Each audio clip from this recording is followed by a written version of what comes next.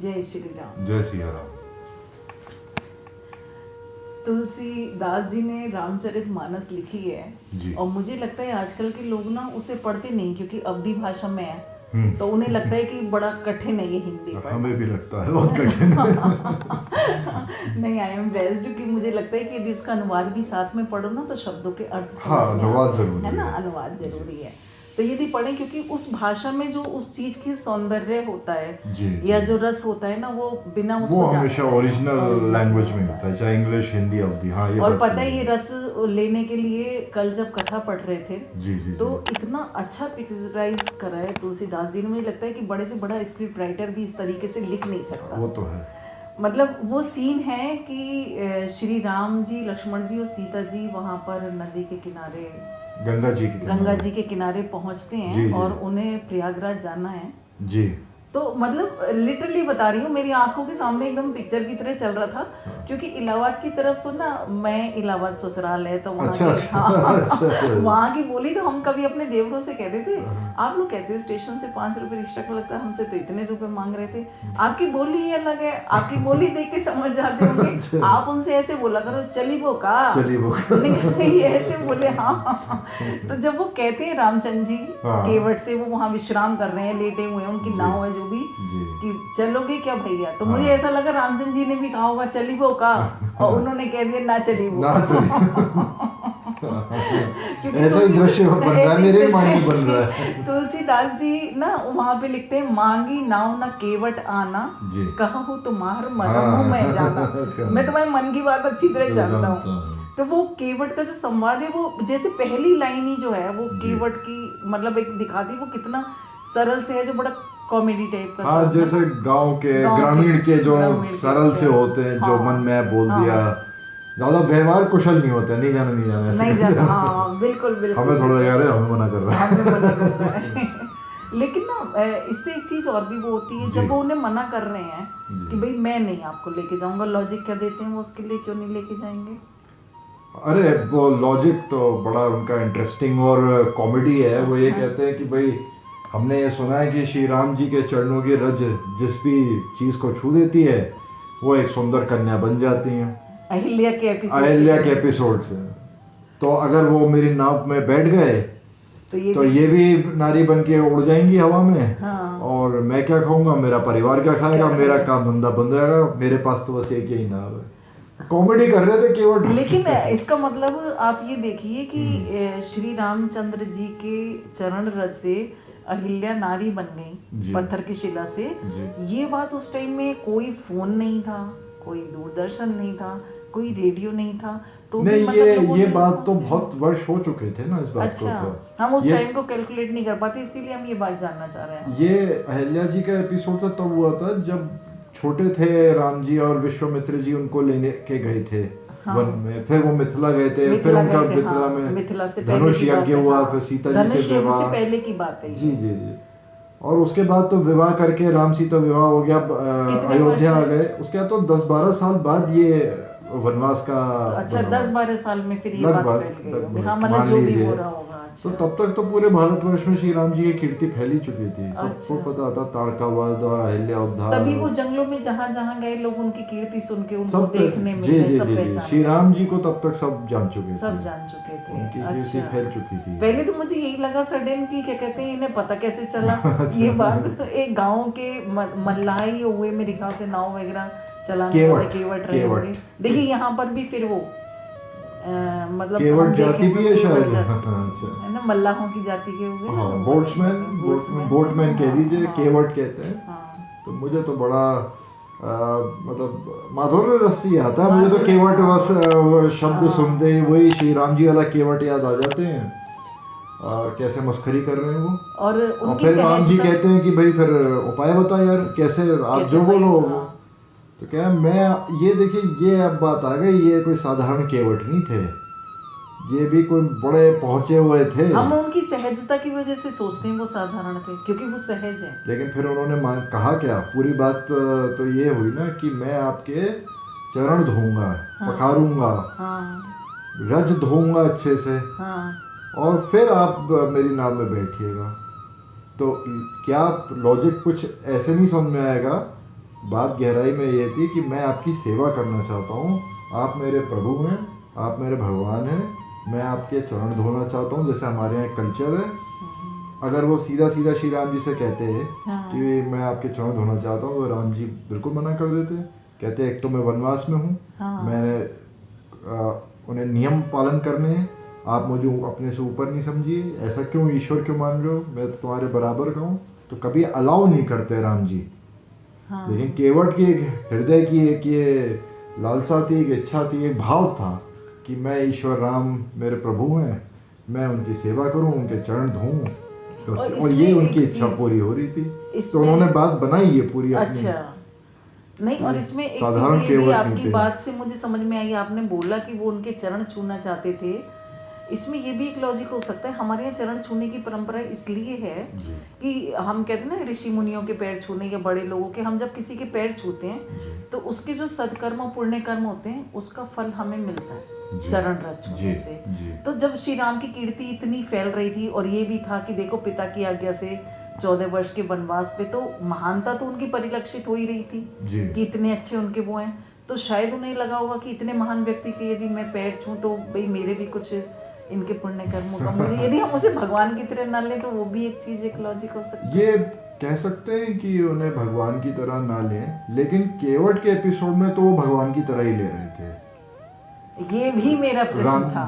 राम जी को भगवान ही मानते थे। ये बात ठीक है कि उस समय ये देख सकते हैं कि राम एक प्रतापी राजा, एक एडमिनिस्ट्रेटर है, और सब ये भी मान लेते हैं कि 99.9% तब भी सब उनको एक राजा की तरह ही देखते थे।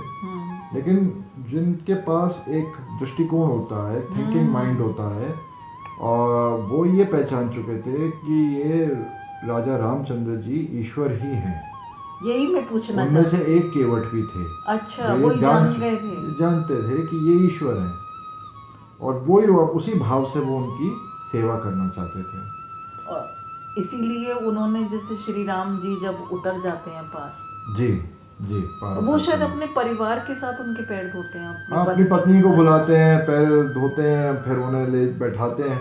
उससे पहले भी आता है कि लक्ष्मण जी थोड़ी बाहें तैयार रहते हैं, लक्ष्मण जी हमारे बो एंड एरो के साथ की जरा कुछ वो मना करते हैं, लेफ्ट राइट हो जाते हैं, तो तीर चला देते हैं। तो केवट कहते हैं भाई लक्ष्मण भैया हमको मार दे तीर, और हम नहीं, मना कैसे करा जैसे आपके इलाहाबाद के भैया होंगे ये मना कर मना कैसे कर दिया, इन्होंने जानते नहीं हो। पर नहीं इलाहाबाद के भैया को फर्क नहीं पड़ना कि अरे कर दिया हम तो भाई साहब मिले जाएंगे इनको। तो भगवान को झुकना पड़ा भक्त की इच्छा के आगे। राम जी, लक्ष्मण जी, सीता जी मर्म समझ गए, केवट का भाव समझ गए श्री राम जी, और झुकना ही पड़ता भगवान को। सच्चे भक्त के आगे तो भगवान को झुकना ही पड़ता। और फिर केवट उन्हें पार ले गए। अब उतराई, यही पूछना था, उतराई क्या प्रश्न इस पे? मतलब आपने उस बोला ना कि जैसे कि वो जानते थे ये भगवान है जी। मैं यही जानना चाहती थी कि क्या वो उस टाइम जानते थे, क्योंकि उतराई उन्होंने नहीं ली थी। है ना, उतराई उन्होंने पूछा था ना, कुछ उतराई हम तुम्हारा वो है वो। अब संकोची है श्री राम जी का एक स्वभाव ये बार बार आता है, संकोची है। जरा सी उनकी 1% कोई सेवा कर दे भक्त, वो उसे 10% देना चाहते हैं। कुछ है नहीं, जेबें तो खाली है, वनवास पे निकले हैं। तो सीता जी साथ में थी, वो तो जो श्री राम जी का मन में क्या चल रहा है उन्हें पहले सीता जी को पता चलता है। और उन्होंने जो है अपना गोल्ड रिंग, मुद्रिका निकाल के उनको दे दी, और राम जी ने वो केवट जी को दे दी। केवट जी ने मना कर दिया कि मैं तो उतराई नहीं लूँगा, मैंने अगर आपको लगता है आपको पार कराया है तो आप लौट के जब आएंगे तब आप हमारी नैया पार कराइएगा भवसागर से।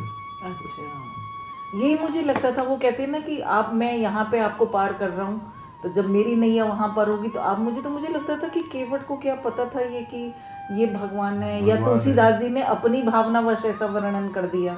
यही मैं आपसे पूछना चाहती थी, लेकिन आप बोल रहे हो कि उन्होंने उतराई लेने से मना कर दिया। जानते हैं कि ये तो कच्चा सौदा हो जाएगा।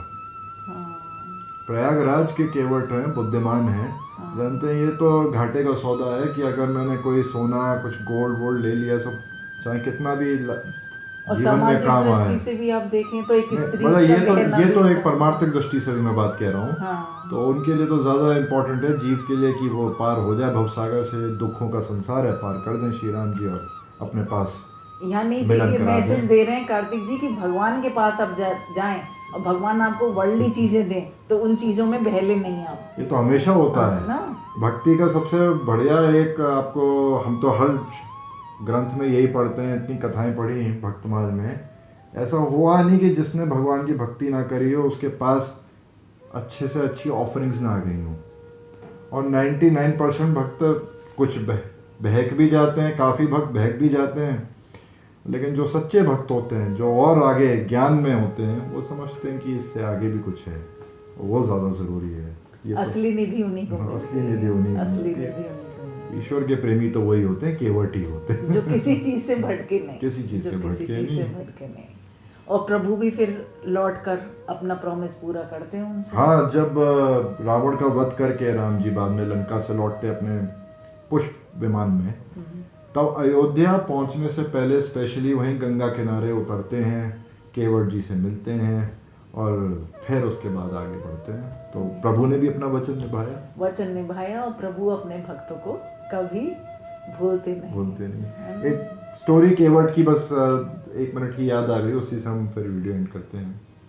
वो बड़ा जैसे कहते हैं गरीबी में रहे केवट परिवार से, जैसे रहती है एक टिपिकल कहानी है, और हमेशा अपने दोष देते रहे, लेकिन भाव अच्छा था, पवित्र हृदय थे। ब्रह्मा जी ने दर्शन दिए। अच्छा। और केवट ने उनसे भी शिकायत करी कि जीवन भर मुझे दुख ही दुख मिला है, मिला के अच्छा तो कुछ सुख तो मिला नहीं है। तो ब्रह्मा जी ने कहा कि भैया मैं क्या करूं, हर एक कोई को अपने कर्मों के हिसाब से ही मिलता है। तो बोले तो फिर अब क्या? ब्रह्मा जी बोले कि चिंता मत करो, एक दिन श्री राम जी आएंगे और भगवान नारायण आ रहे हैं, राम जी आ रहे हैं, तो कर्म क्या, कर्मों से आगे भी जो होता है वो सब दे सकते हैं, तो मैं उन्हीं से मांग लेना। तो केवट की आज लक्ष्मी के पति हैं, तो आज केवट की ये इच्छा पूरी हो गई। श्री राम जी के दर्शन हो गए, माता लक्ष्मी जानकी जी के साथ। और आप देखिए उसके बाद भी उन्होंने कुछ नहीं दिया और कुछ नहीं मांगा भी नहीं और लिया भी नहीं, देने पर भी नहीं लिया। अब ये कमाल कह लीजिए कि आज अगर मैं भी कुछ साधन भजन जो भी कुछ बन पाता है करता हूँ, तो कहीं ना कहीं मेरे अंदर भी मांग है, एक एक्सपेक्टेशन है कि भगवान मैं राम नाम लिए जा रहा हूँ, तो मेरा ये काम आप करवा दो।